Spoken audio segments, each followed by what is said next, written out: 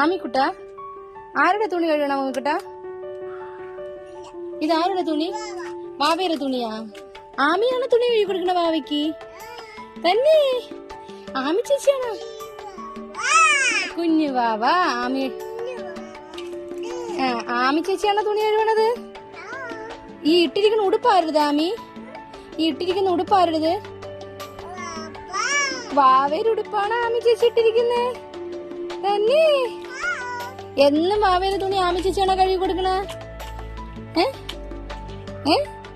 മക്കളെ, വാവയുടെ തുണി ആര് കഴുകണത്? ആമി ചേച്ചിയാണ് കഴുകണല്ലേ?